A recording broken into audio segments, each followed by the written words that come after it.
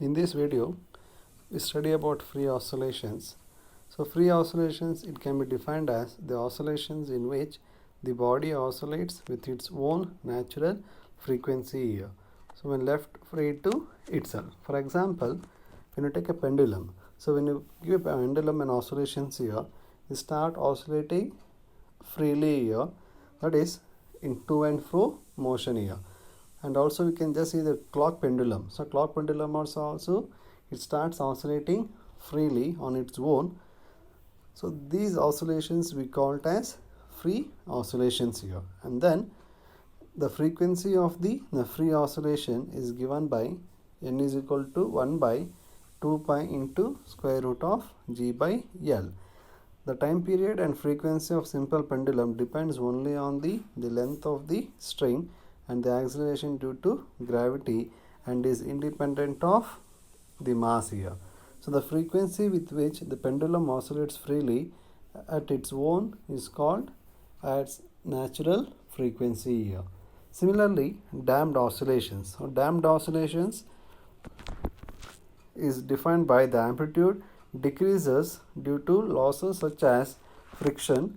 The motion is said to be damped by friction and is called damped oscillations here. For example, the oscillation of mass kept in water, and then the second one, the charge oscillations in a LCR circuit here. So damped oscillations means the amplitude decreases due to loss such as friction. So any oscillation which is due to the that is amplitude decreases which is caused due to the friction here. So for example, if we can take the pendulum here, so when the pendulum is kept in an water, similarly when the pendulum is kept in an oil bath, so we can compare the oscillations here. So when it is in water here, the pendulum oscillates freely here, whereas if we kept in the same pendulum in oil here, so the oscillations suddenly stops here.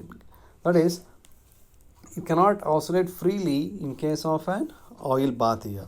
So these oscillations we call it as damped oscillations. Damped means so where there is a damping in the oscillations, that is a restriction will be taking place in an oscillation here. We cannot freely oscillates here, right? And also we can have the oscillations in case of the LCR circuit here. For example, the oscillation taking place in a voltmeter, galvanometer, ammeter, etc. So those oscillations also we call it as a damped oscillations here. So now we're going to derive the expression for free oscillation here. So now in this case, let me consider a spring, and then we're going to apply the mass here which is kept in a beaker of water there. So let us assume that in addition to the elastic forces here, that is F is equal to minus K into Y. So there is a force that is opposed to the velocity.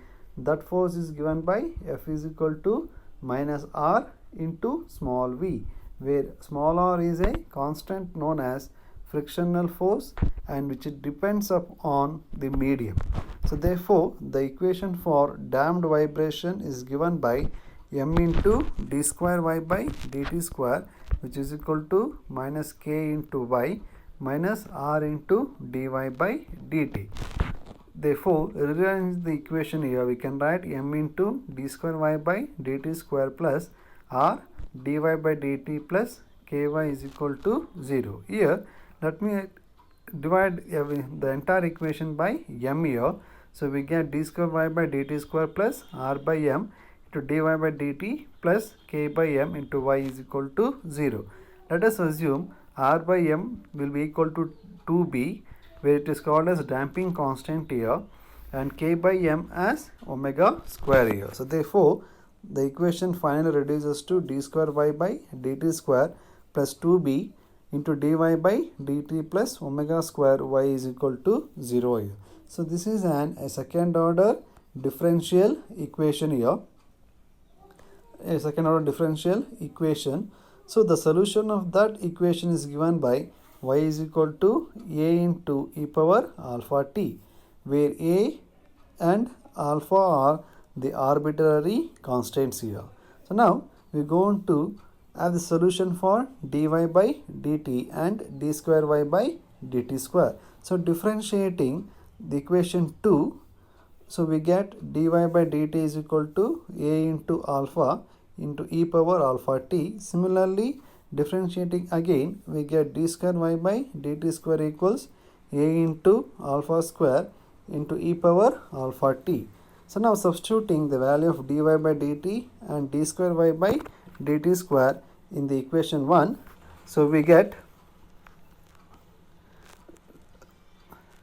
a into alpha square into e power alpha t plus 2b a alpha e power alpha t plus omega square a e power alpha t is equal to 0.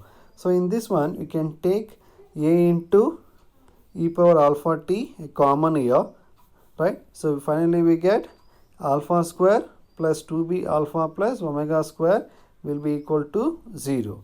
So in this case a into e power alpha t cannot be 0 there. That is, if it is 0, then a will be equal to 0. So it cannot be equal to 0. So therefore we write alpha square plus 2b alpha plus omega square will be equal to 0. So we can have the solution for this one, which is a quadratic equation here.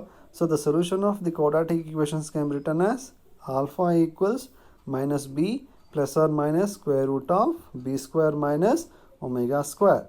So then the general solution of the equation 1 is given by y is equal to a1 into e power minus b plus square root of b square minus omega square into t plus a2 into e power minus b minus of square root of b square minus omega square into t. So where a1 and a2 are the arbitrary constants here. So depending upon the relative values of b and omega, following three cases are possible here. So let me consider the first case here. So overdamped. So in case 1, we say that when b is greater than omega here. So this is omega there. When b is greater than omega, the rate of decrease of the displacement is governed by minus b plus square root of b square minus omega square into t, as the other terms reduces to 0 quickly. That is, the rate of decrease of displacement is governed by, that is, when b is greater than omega here. So therefore it is governed by, that is, the decrease of displacement is governed by minus b plus square root of b square minus omega square into t here, as the other term reduces to 0. So this type of motion is called damped, overdamped or deadbeat here. So for example, we can take the pendulum which is in thick coil, so it comes to the rest position very quickly here, or the case of moving coil galvanometer. That is, when the pendulum is placed in a thick coil here, and if we give the oscillations for the pendulum, so the pendulum cannot oscillate freely here, as in the case of air, as in the case of water, or as in the case of oil. You can just compare all the three cases here. So in the case of oil here, it suddenly comes to the rest position here. So the time taken to come to the rest position is very less here. So that type of oscillations we call it as over damped here. So you can look at that graph there. So in the case of over damped, it gradually comes to time here, that is exponentially comes to 0 here. So now critical damped. In this critical damped, we say that is when b is equal to omega. So when b is equal to omega, the system does not oscillate here. Such an motion is called a critical damped motion here. That is, when b is equal to omega, the system does not oscillate at all here. That is, it cannot oscillate here. So suddenly it comes to its the rest position here. So that particular we call it as a critical damped here. So in critical damped here, so suddenly it comes back to its the rest position here. For the example, you can take voltmeter, the ammeter pointer here. So when you connect the voltmeter and ammeter, you can just see in the LCR circuits here. In the voltmeter, so when you switch on the LCR circuit, the voltmeter shows initially it will be 0 here. suddenly it will move to the end point of the voltmeter, and within a fraction of a second it comes back to its the zero position here. So these type of oscillations we called as a critical damping here. And third one, underdamped here. So in underdamped, we see that is when B is less than omega. So when B is less than omega, therefore square root of B square minus omega square is imaginary here. So let me assume square root of B square minus omega square is equal to I into beta here. Then the solution of the equation becomes y is equal to a1 e power minus b plus I beta into t plus a2 into e power minus b minus of beta into t here. So finally we can get the solution here, that is y is equal to e power minus bt into a1 plus a2 cos of beta t plus I a1 minus a2 sin of beta t. So where y is real quantity, a1 plus a2 and I of a1 minus a2 must be real quantities here. So a1 and a2 are the complex quantities here.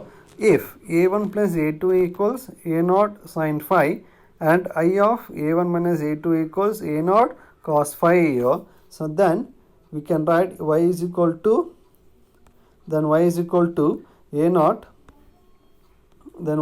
to a0 e power minus beta, so minus bt into sin of beta t plus phi.